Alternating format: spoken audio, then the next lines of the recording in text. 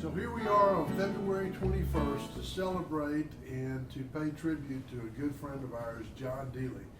And we have in the room with us today a number of folks who are good friends with John, who've known John for a long time. And I think that we all knew John as somebody who stretched our thinking, who warmed our hearts, and who blessed us richly in his time with us. And so we're here today just to sort of have some fun, talk about John, talk about some of the things we learned from John, talk about some of the good times that we had with John, because they are many. And I guess Steve, why don't we just let you tee it up today? What's something that you want to tell us about your time with John, or that you want to say to the friends and family that will be watching the video? Well, John, for me, we had our Junto meeting. That's a group that John put together with Jack back in February of '81, I guess. Your memory's better than mine. February of '81. And I had first met John. I was at the end of the day at the law office. I was the last one there, went out to turn out the lights, and there's John sitting in the lobby. They're like, well, hello. And, bright eyes, smiley face, and he was just real authentic and said, hey, I'm John Dealey. I work here in the building, sell insurance. I've made a commitment to myself that I'm going to make so many new contacts per day, and he was one shy. So he just walked in to make his last contact, and that was me. And we hit it off, and I guess, I liked him, he liked me, and then when it came along for time for the Junto, he asked me if I'd like to join that group. And what that did was start a long trail. I've referred to John as my guardian angel for years, and then in writing an essay about John for the Junto last night, that I presented last night, I realized that he was more like a big brother to me. Not that much older, but more like a big brother, and I didn't have one. Because he would show up periodically through my life with another group. And it was the Junto, and then I think after that, and I've been in the Junto for 35 plus years, Rotary Club of Dallas, got very involved in the Rotary Club of Dallas for many years. Somewhere in there, he started the ski group. He and a friend of his rented this huge house up in Crested Butte on their nickel and invited all of us, hey, we've got a house, if you want to come skiing, come on. And all these guys, I don't know how many, Peter, 30 plus, 20. Was it 20? there was a lot. We were sleeping in closets and bunk beds and all sorts of stuff. We were younger. We were younger. You wanted to be the first one in the shower, because otherwise there was no more hot water. Yeah, there was a pecking order in the deal. But what that started, again, it brought something else. And it was always groups primarily of guys, but also women, but not in this group, but primarily really sharp, connected guys, and that were really broad thinkers, and a lot of fun and a lot of camaraderie, and it wasn't slap each other on the butt and talk about sports. It was really great camaraderie. Well, the ski group, we skied together for 25 plus years, all over the United States and into Canada, and again, a huge contribution. And then for me, 15 years plus or so ago, he invited me to join the advisory council. One more group, and I've been in the advisory council since then, and I met a lot of you in that group. And I have a lot of my closest friends, best clients, just people who I look back and define my life by, came through John Dealey. Yeah. And just him showing up and putting his arm around my shoulder, sort of like an older brother who'd been down the path and went, hey, I've got something for you, come over here. And then he would move on oftentimes, and I'd stick around.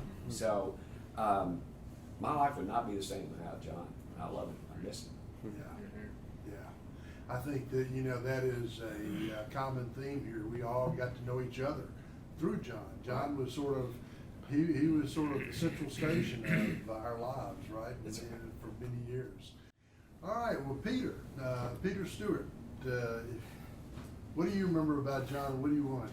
Well, I think I met John, I don't actually remember when I met John, but I think it was the ski group, and then I did that religiously for years and years and years until I decided that karma was going to catch up to me, and I would do what Jim Smith did and wipe out his knee, and I was not. After watching Smith go through that, I was not. But and then we did the advisory council, and he did the advisory council. I had several businesses over that time: VidPro, Tradewin, Soccer Pal, and then Lakeside, and he was a gatherer. He gathered people together and was a facilitator to get people to think different thoughts that they didn't think before they walked in. And I know I never left a mastermind meeting uninformed. It was a positive experience. John was a difficult character. I can't say that he and I were friends. We knew each other, respected each other, but we never, I never had lunch with him or anything like that. And it's probably liked you guys better this week. He told us that. And I may not have been tall enough to join his group, but no, we love John, and I'm glad everybody came here to, and he certainly changed our lives. I wouldn't know any of the other people in this room if I had met John, so thanks to John. Like most of you guys, I met John through the mastermind group, and I don't remember exactly how it happened, other than I think I got a phone call from him, and he followed up by, for some reason, I let him in my office. I was pretty tough on salespeople, so I felt that he was selling me something. So, but the real time I got to know John wasn't at the mastermind meetings or during that time period. I had something that just happened, totally out of the blue. It had to be God-oriented, there's no other way to say it. But in my church, they form community groups, life groups of 4 or 5 couples. And we had been in one that fell apart for about 5 years. And so we went back to this group thing, meet new people, and put them in groups together. Lo and behold, we ended up forming a life group together. And if you know anything about life groups, or community groups as they call them in our church, they're very, very tight. You meet with people weekly, and you get into their lives, and you know everything that's going on.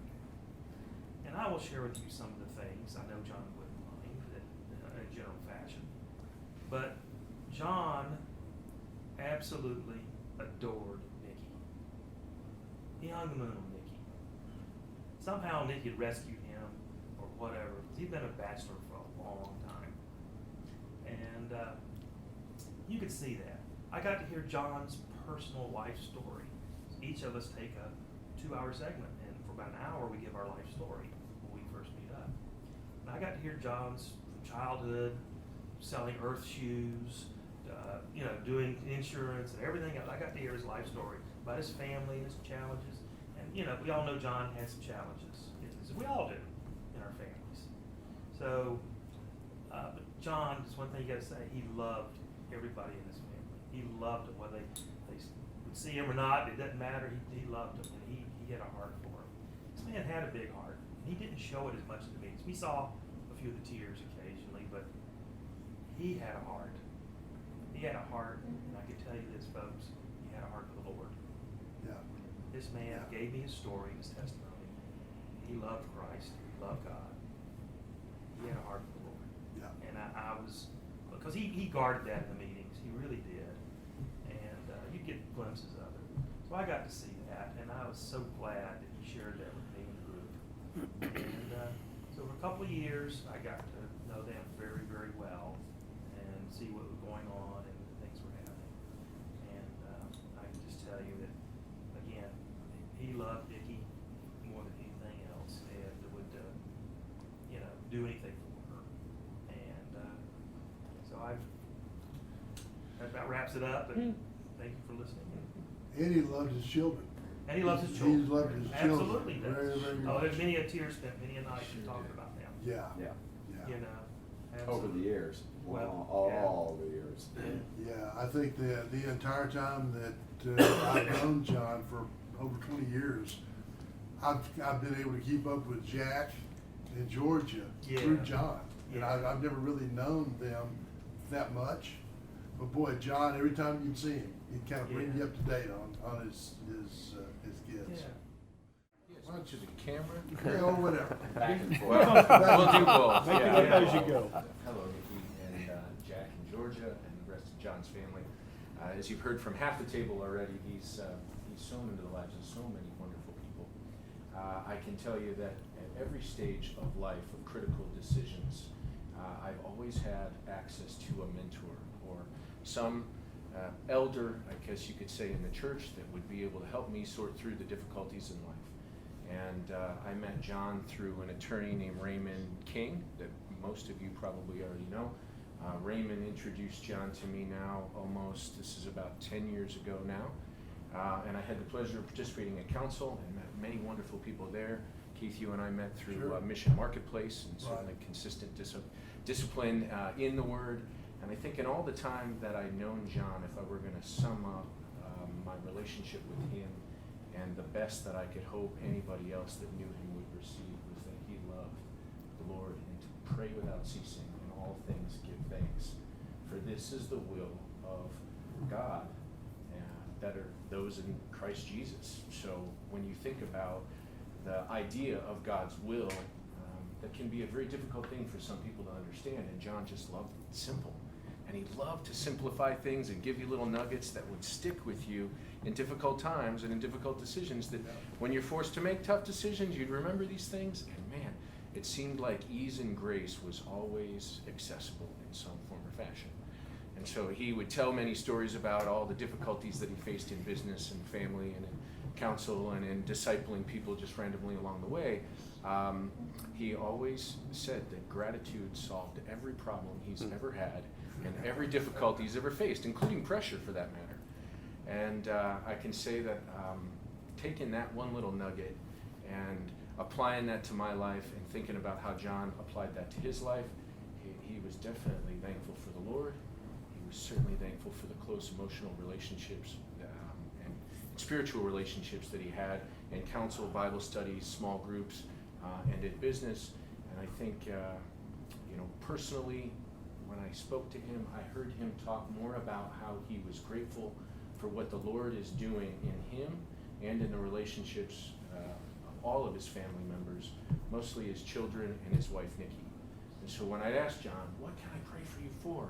He would almost always say that he wanted to be closer to one of those people or closer to the Lord, depending on what was going on in his life at that particular moment. And so what a gift it is, right, to celebrate that man that we know still lives, but in the flesh is passed on, and we get to take those nuggets with us, right? Exactly. Us every day. Exactly, and I Yeah, think well said. you make a point. One of the things that I think draws all of us together is that there's a piece of John Dealey in each of our homes that lives on, and then we still remember his advice we can draw on at any given point in time. Yeah, Keith, one of my biggest difficulties, I suppose, in life is that I feel like I've got access to everything I need if I could just figure out how to put it all together. Yeah. And John was one of those people that if I needed to meet any person on the planet and invoke the 6 degrees mentality, he would be one of the 10 people I would call to figure out how to navigate and to get creative ideas in order to be of service, to connect with anybody and any resource on the planet. And so in that way, I'm grateful to have relationships with all of you, so that continues to live on, and I can only imagine what is working on our behalf because of where he is. Yeah. So, we love you. We certainly Thank you enjoyed for the being time. here today, Tom. Yeah, thanks for having me. So I got this call from this crazy guy one day, and he called and said, "Hey, if you're eating at the new restaurant at the new ballpark, I want to invite you to come out and eat. We're having I said, why in the world would you do that? Well, we're having a group of business, blah, blah, blah, blah. And I thought, free meal, ballpark. And What a great and salesman. so John's, I mean, the way he talked and everything, I was a busy guy. I didn't have time to do all this, hoorah with and I thought this was, the toddies after lunch group, and we're gonna go in there. And so, anyway, so John called, I said, okay, I'll come. John called back and said, hey, what are your issues? What are your issues in business? And I thought, well, I'll give him a couple of vanilla things, and and so John says, no, I'm not talking about those things, accounting and what do you pay sales guys and all that stuff. He said, no, what is a particular issue or two that you have right now? And so I told him, I don't even remember what they were, but so we get out to the ballpark and Mike Malorn was presenting. And Mike Malorn, for those of you who don't know, was a guy who invented Day Dots. It's a food thing that helps us all be safer nowadays. And so Mike, everybody knows how the meetings went, and the whole thing went great. And so I went up to John, how John does at the end, he comes back and he goes, okay, so what'd you think? And I said, John, I thought I told you not to tell anybody about my problems. He goes, I didn't tell anybody about your problems. I said, that guy talked about every single problem I have. And you said you weren't telling. I didn't tell anybody.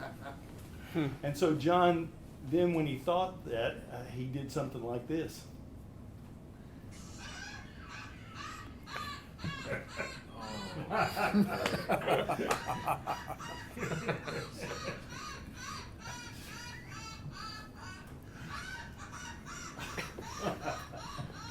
Classic. So later, as I was in the advisory council, when John met Victor David Hansen, Mark Victor Hansen. huh? Mark Victor, yeah. Mark Hansen told him, you need to get your laugh copyrighted. And so he said, hey, can anybody help me? And I said, yeah, we can do it. And so he came over to the house and we worked on that for a while, and we came up, and the first one he did is on there as well. Go ahead, Laura.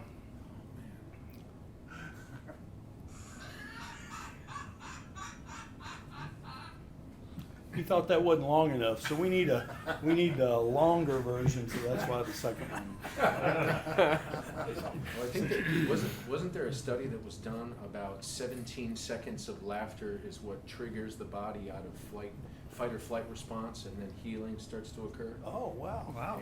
Yeah, Is that right? there was some evidence that John stumbled across that Yeah. I think was continuation of this idea that he was just fascinated by, Absolutely.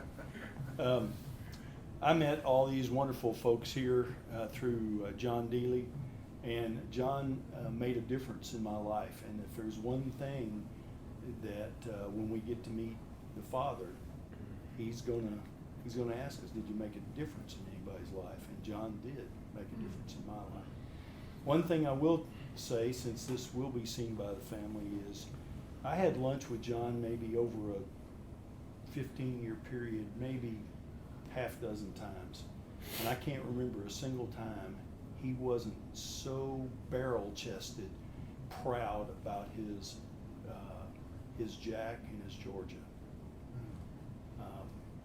He was, whether he shared that a lot, I don't know, but with me, every time it's one of the things I remember him, he was very proud of his children. A lot of us, that came out a lot. Yeah. But Jerry, thanks for sharing those things, man. I met John in the mid-90s through advisory council. Not sure, I don't remember the actual first introduction or who introduced me to him, but early on after the first meeting or two, I thought this is something I think that will help me in my business. And I saw the side of John, someone said we never had lunch together, we weren't really friends, as some of you were with him, but I saw John more from a business standpoint, and even though the meetings would reach down and touch the personal side, I saw John more of a business mentor and a business counselor for me. One of the things I did learn from John when you came to the meeting, he always wanted you to be prepared, particularly if you were the host. So I prepared a few remarks just to remember him. So John encouraged me. No, he required me to look inward and discover the motives and passions that were important to me. Because of his input into my life, I grew as an individual and as a business leader. And here's one exercise he had us do, and the lessons he helped me to discover, which I call my 10 rules of life for business. Number 1, always tell the truth. Number 2, treat your team members fairly and generously. Number 3, plans are useless, but planning is essential. 4, serve others first, rewards come later. 5, look at the opportunity, not the problem. 6, look for integrity first in key team members. Give your key team members plenty of freedom and rewards. Number 8, pay yourself regularly. Number 9, keep it all in perspective. And number 10, my business is not the most important thing in my life. As I said, John, I didn't really see the spiritual side of John as much as many of you have talked about. As a fellow Christ follower, it's really encouraging to hear the spiritual side, life group stories, which I've been in some of those in my church for years, and you really do get down and see things about people and talk about the important things of life. So it's really been encouraging to hear that. I'll just say, John, as I look forward to seeing you on the other side, I'm pretty sure there won't be a need for an advisory council in heaven. However, I'm confident that you and I will enjoy the full potential of what we only saw a glimpse of here on this planet. Rest in peace, John. Thank you. You know, Nikki, you would have loved the evolution of John Dealey. Because over time, and I know what you're talking about in the 90s, John didn't necessarily reflect the spiritual side of himself that much. But boy, by about 2010 and on, John was he was an on fire guy, and not just for business, but for the Lord. Well, maybe he read a book I'm reading called Falling Upwards by Richard Rohr, and it talks about the two halves of life and how the first half of your life, you really have to come to a point in your life where you totally fail before you can come upward, and many times that happens in the last part of your life. So sounds like John experienced a little bit of that. John, one of the stories I'm not going to share today, I've got many John Dealey. But John showed up at one of our men's Bible studies. Ed, I believe you were there that morning, unannounced. Exactly. I hadn't seen John in 10 years. And he showed up, and he came in about 15 minutes late, and he sat down at the end of the table, so I couldn't reach him, couldn't hug him, couldn't shake his hand, anything. Couldn't turn him off. He proceeded to lead the discussion that morning. And I made some very good points and some very deep spiritual points, and left 5 minutes early. And so in true John Dealey's fashion, it was like, who was that master man? But he kept coming back for a period of about 6 months, and then that was the point in time when I met Tom and so forth. But you would have loved that, because I know you're a deep spiritual guy. John and I have been we're close friends for almost 40 years. I don't know how he threw us together, but he did. And in the early years, we'd meet weekly and talk about life's process and what was going on. And then as time went on, that we did that for many years. As time went on, it became monthly. But for all that time, I was just cherished the relationship that I had with John. And I just want, before I say anything else, to ditto what you just said, Keith. I watched him over the years, both of us, but I want to speak to him, just grow deeper and deeper in his faith. Yeah. And to where that became the center of who he was, and seeking what God wanted him to do, or what his will, and being guided by that. And as we all do, how do I do that in John's way, learning to do that? That was John Dealey, and you really touched on, if there was a core to him, that was the man.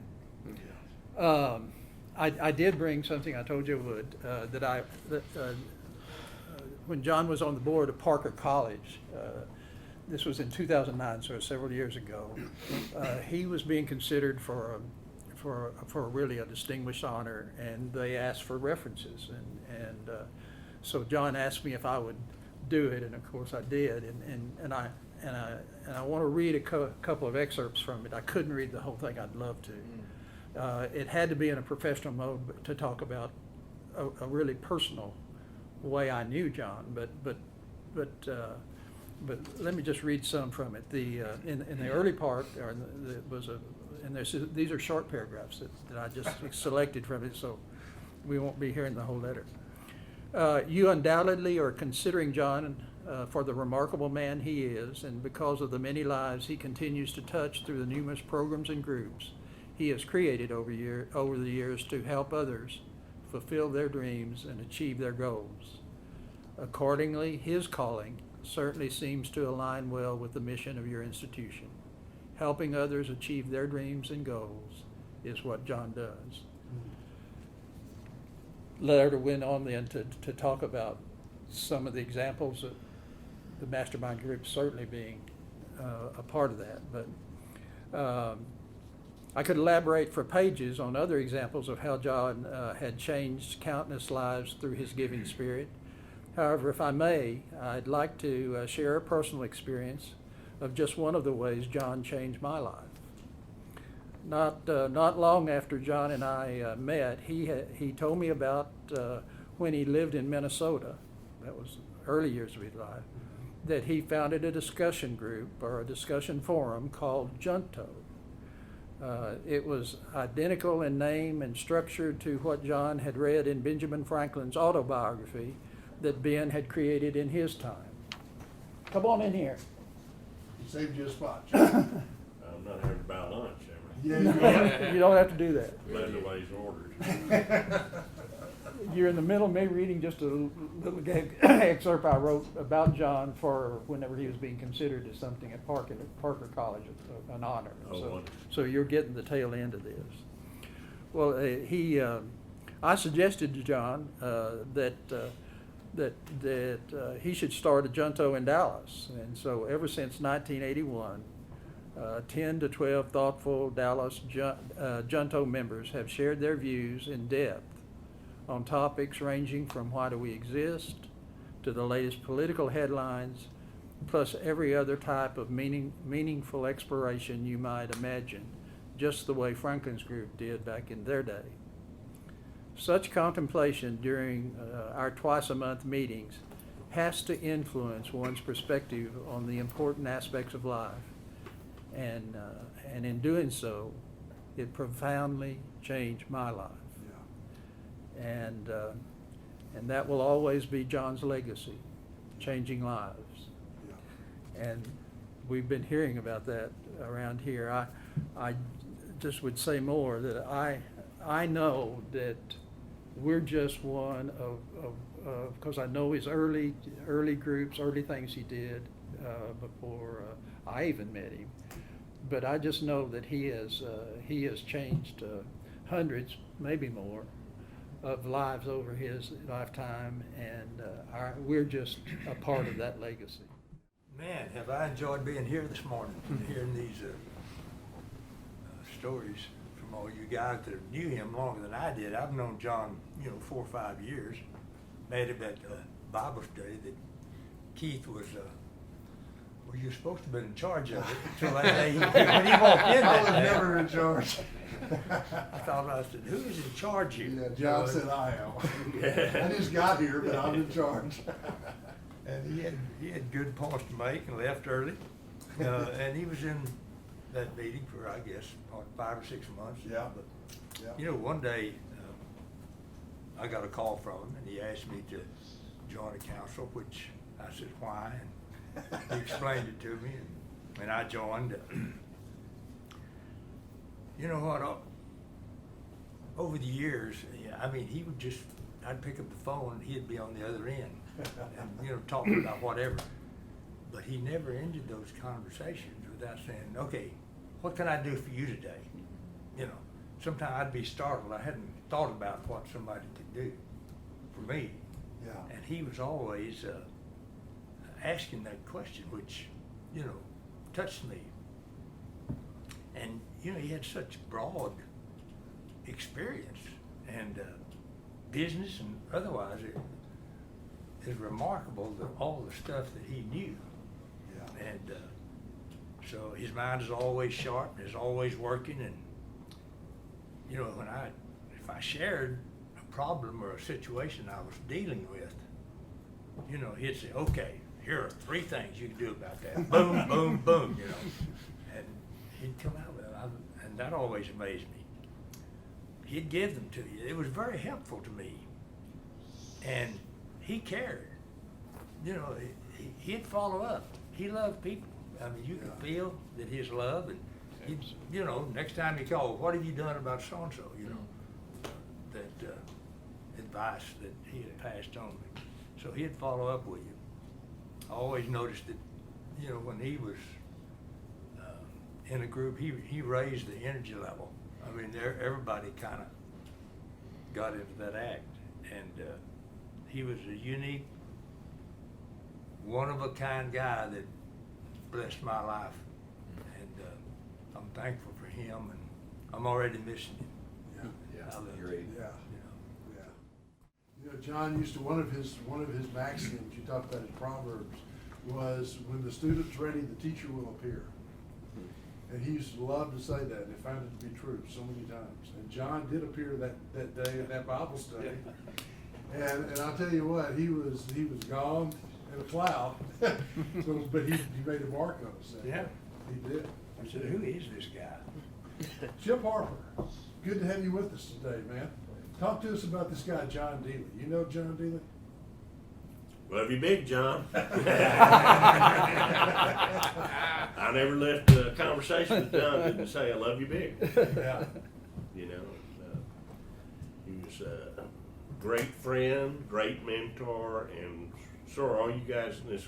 Some of them I haven't met, but each one of you that we've been associated with really made a difference in my life personally, and that was all because of his ability to put everything together. You know, and I'm sure y'all all divulged the whole thing about John and how that started and all that kind of stuff. But you know, he started with the CEO Club with Joe Mancuso, and you'd kind of maybe y'all talked about that. Not much at all. And he was running a Dallas chapter for him. And I've known, we've got in with Joe a long time ago, and he's a class act globally, been very successful. But John was running that Dallas chapter for him, and for whatever reason, he wanted us to, it wasn't going the same way that John really saw what he wanted to do, and he stepped out and did his own thing. We were in the parking lot after we left one of them, and he said, "Did you ever think about doing my own thing?" And I just said, "Well, if you're in, I'm in, John. I'm not, you know, wherever you go, I'm going." Wow. And so that's really how that, I'm not saying it was first member, but that's how Right. that started, and you know, y'all were all the results of that. And I hate it for John because while we're here, but on the other side, we know he's in a better place. Exactly. We don't have to worry about that. And the thing that I hate, that he's given so much to so many people, and you know, I'm sad this morning that I haven't been able to give that same thing back to him. You know? Yeah, it's But you know, one of the things that he always talked about is really making a difference in people's lives, and that happened, and I'm forever grateful for knowing him. And the other thing that I wanted to mention is that besides John loving everyone here, he really loved his kids, he loved his family, he was proud of them, and I just want them to know that he talked about his kids a lot, and how proud he was of y'all and the success that y'all have had. And I was very fortunate to be with John and his family at his mother's funeral, and a very dynamic person, and it was just a real blessing to know him both as a person and as a professional. Love you big, John. You know, Chip, one of the things that you've touched on is you've gotten to know each other through John, and that's a big deal. You know, I've known John, I guess since 1993, 1994, or whatever. When I first met him, I was at FedEx, and I got him one of those phone calls you guys had talked about. But John was actually, if you can imagine this, and John was actually my first consulting client. And I was still at FedEx at the time, and so John wanted me to work on this project with him that had to do with the councils, and we were doing some studies and some things, and John said, you know, well, come on over this afternoon, I'll pay you. I thought that sounded good. I thought, you know, I'll show up. So I go over to John's house. Many of you probably remember when he lived over on Rankin. I knocked on the door and no answer. Thinking, wow, this isn't good. And I knocked a little harder. And then I happened to notice this envelope hanging on the door. Literally an envelope hanging on the door. And then I noticed, wait a minute, it's got my name on it. And I sort of now this is just, you know, on it hanging on his front door. I reached up and pulled it down and I started thumbing through it, and it's $100 bills.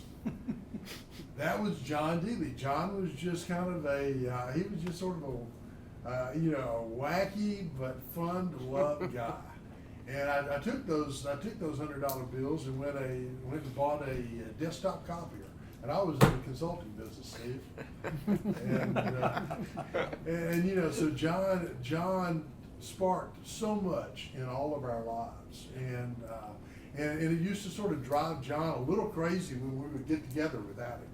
You know, he couldn't imagine that his guys might get together without him. And I told him one time, as part of this whole marketing study, which, by the way, he took none of my recommendations, but I told him one time, I said, John, one of the great values that you bring is just you bring together people who really need to know each other, and you do it like nobody else does. And so John brought value to all of us in so many ways. I know that, you know, we're a dozen or so people here today talking about John, but we represent a universe of a much larger group of people who John touched.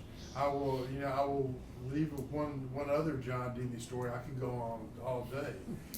But John called me one day and he said, Keith, I'd like to have you be part of a conference call. And I said, sure. And that was about all he gave me. I mean, you know, he would just give you like a little bit of information, and then so I dialed in at the appointed time.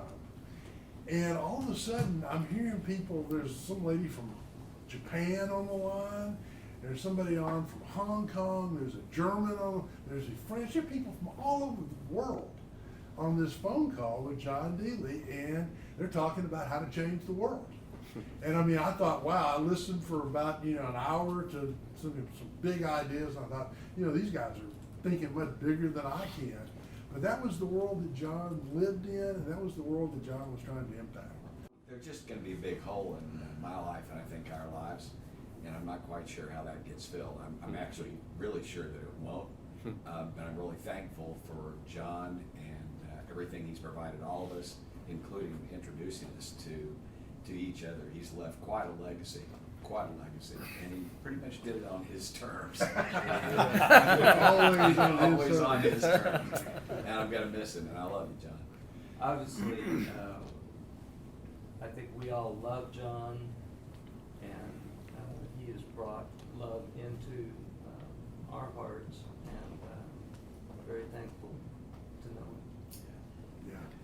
Keith, I have something I'd like Sure. to say. I wrestle with whether to bring it up in this video, but I want it on this video. And Sure. Thank you, Steve, for encouraging me to do this after I told you about it. There is no question after the stroke that John was wrestling with how to deal with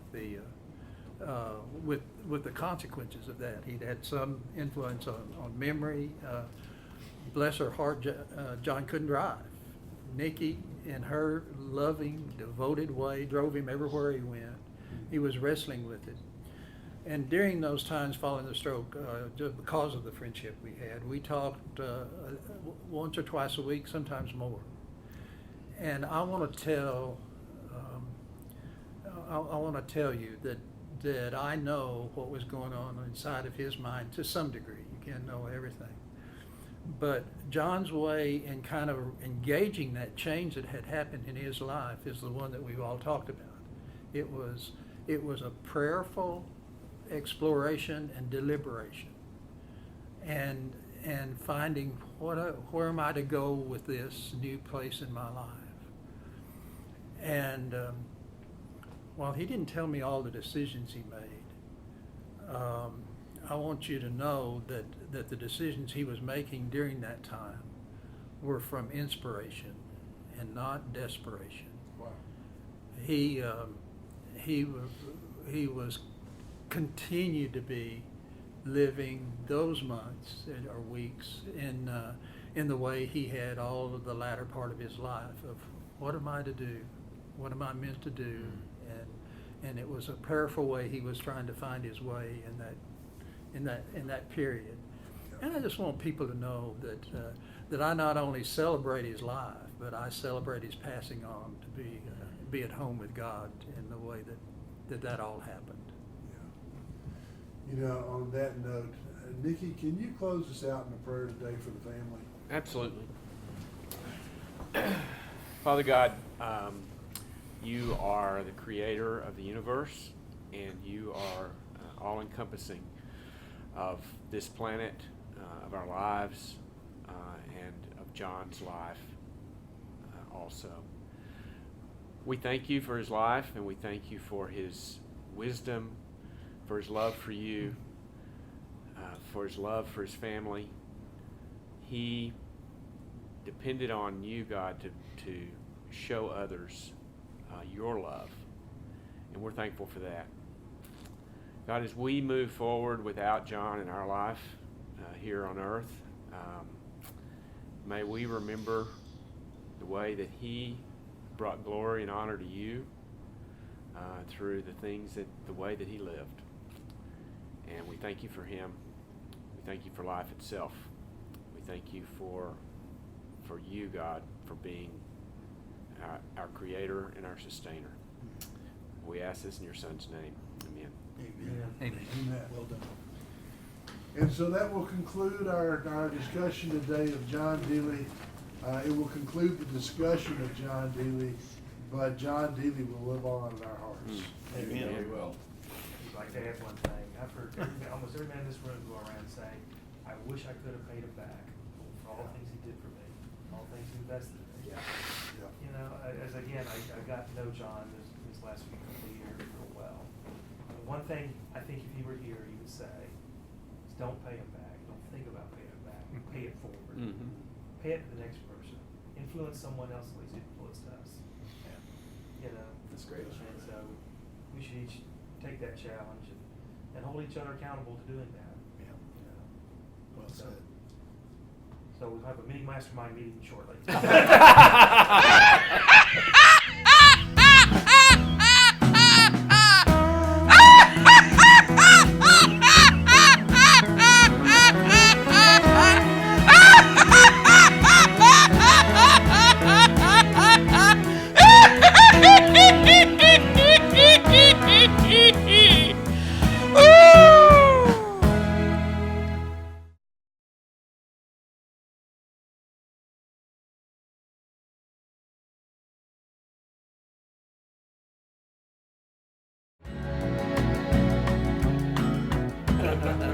I can see you guys at the service.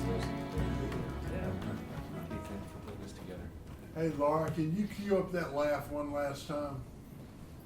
I've got a predator call that sounds worse than. Staples, easy buttons, put that laugh on there. You're likely to get some coyotes coming in. So, is that copyrighted? I don't know if he ever got it copyrighted or not, but he was trying to. At Okay. one point, trademarked or one of those. Yeah, I mean, I don't know. Can I download it for Yeah. 99 cents? Your ringtone. Over Jerry's house. Your ringtone. You know, he was that'd be gonna great. start patting his laugh. When did that happen? All right, wow. Say again? When did you record that? Great idea. Oh, my goodness. Long time? It was early 2000s, like Really? 02 or 01, something like that. whenever he met, what's his name? Mark? Victor Hansen.